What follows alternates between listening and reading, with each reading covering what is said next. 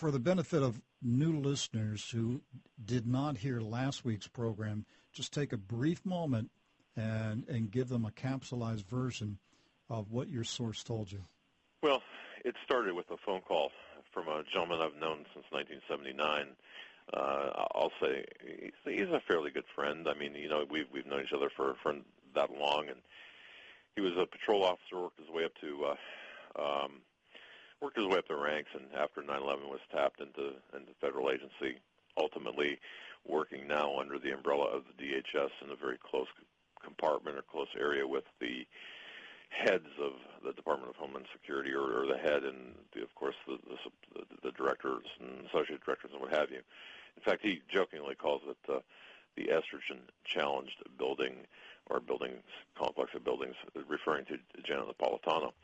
Now, having said that, he had heard some things, and he knows what I do for a living. I'm a private investigator by trade, although I do write columns for my website, which is homelandsecurityus.com, as well as for CanadaFreePress.com, and I appear on Coast to Coast AM with George Norrie and other radio programs, and so he knows what I do. And he said, look, I've got some information for you. I think it's going to be right up your alley. And he started telling me, he said, in fact, Rick, I think I sent you, and I think you have accessible via the interview, my handwritten notes. He said, look, a civil war is coming. At first he said civil unrest, but a civil war is coming to this country, and there's really not going to be any stopping it. And this was a phone call, from April 28th of this year. And by the way, the phone call was like at 2:30 in the morning, so if you look at my notes that are published anywhere, please understand I was writing, almost in the dark, and after having been asleep for 20 minutes. But that said, the Civil War coming in the United States, no stopping it. The Department of Homeland Security is preparing for an economic collapse. The dollar is going to really become worthless in this country. He's never seen it this bad, worse than, today is worse than he's ever seen. The top brass at the Department of Homeland Security, and that also extends to the top brass in D.C., in other areas of government, they don't care. They really don't care. They are now showing their overt actions.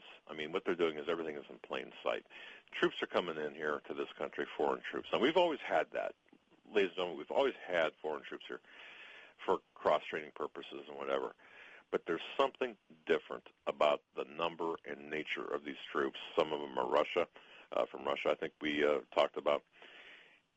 And everyone knows that Barack Hussein Obama is a fraud of a president. When I say fraud, and I mean that to its literal and legal sense, as he does as well, that he is ineligible for the office constitutionally, and that we really don't even know who this man is, other than the fact that he's a revolutionary. And my source went on to state, and again, this is kind of a summary first program, or the last program, I should say. When the dollar collapses, this will trigger the unrest here in this country. It's going to start in Europe. The trouble is going to start in Europe, according to their analysis, and head here. And when we see that, just starting down, because we only have days, and people like Bernanke and others, they're going to be in hiding, and they're going to know that hey, their butts are on the line, and they're actually facilitating. I mean, the DHS is, look, they're preparing for it. I think we talked about, and I'm trying to remember now. I think we talked about the various events that led up to, or the various events over the last several months, the various executive orders, the ordering of ammunition. Why? Why are all these things happening? Well, because they know that things are going to get bad here in the States, and they're not even trying to stop it. They're actually, I want to say, behind it. So that after that, and I would really urge folks, if you haven't heard that interview that Rick Wiles and I did together, please listen to it again.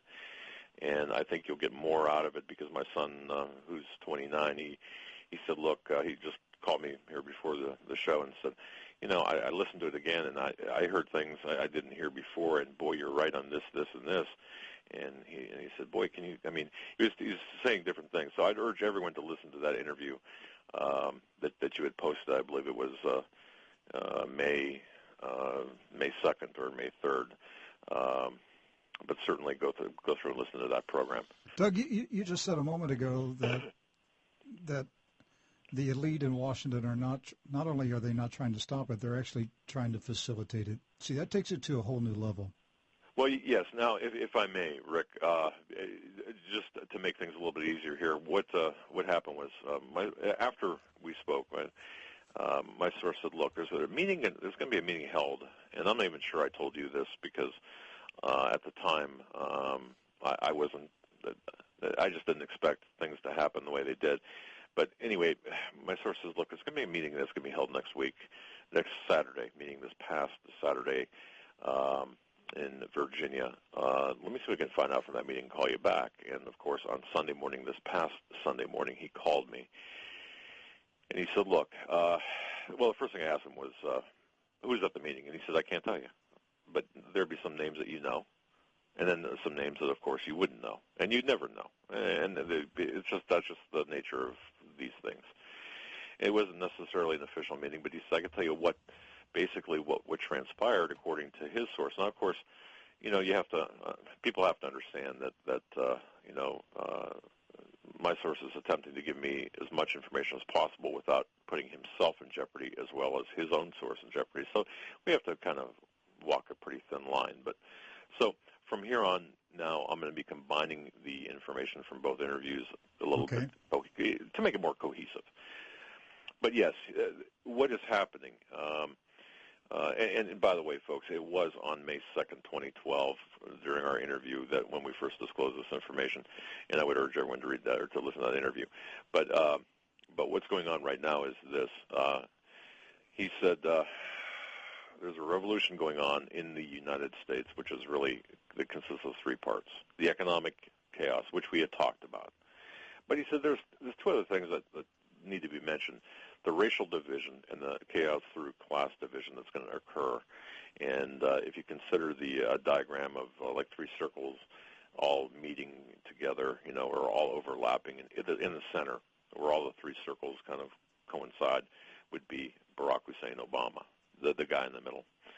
And he's the one, and his czars are all, shall we say, fomenting this three-tiered revolution through the economic chaos by not stopping the policies of Bernanke, by not stopping the policies of the feds, of course, fomenting the racial division. Two words there, Trayvon Martin, look what he's doing there, and also through class warfare, which is essentially a result of the economic chaos that's taking place. And what he said is, Obama has the people that were the protesters, that were the organizers back in 1968 in his White House, in his staff of advisors, and they took the lessons, what they learned in 1968, and they're using that as a template for 2012. And he said, what you have to understand is this: Obama and his czars, they want to stay in office. They do not want to leave. They want this. They're not finished destroying our country, and people have to understand that their agenda is not finished. So when you see Obama walking around and seemingly not caring about the election and taking these lavish vacations against the advice of others and saying, my gosh, you're really rubbing in people's faces. They can't pay their mortgage, and your family's in Spain or wherever they are. There's something that's not right about that. The body language is all wrong. The act of non-caring is all wrong. So what he's saying is, look, all the people that he has around him want him to stay in power at any cost.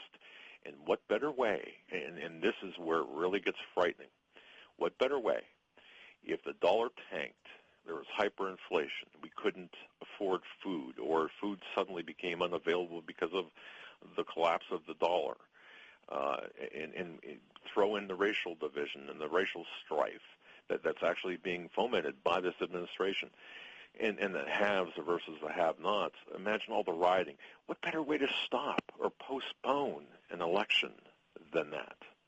Than to say, citizens of the United States, listen, in the interest of the country, because of the way things are right now, we've decided to make, healing of the country that priority, and therefore we're going to indefinitely postpone the elections until we get everything under control. Then we'll go back to normal. And that trial balloon, folks, if you remember, Governor Perdue from South Carolina, I believe it was, that trial balloon has already been floated on a congressional level before, just to see what the response would be. So if you think it's not, if you think that it's some crazy guy, meaning me, talking, or even crazier, my source talking, that's already been done. I mean, people have already said this. Doug, I was thinking about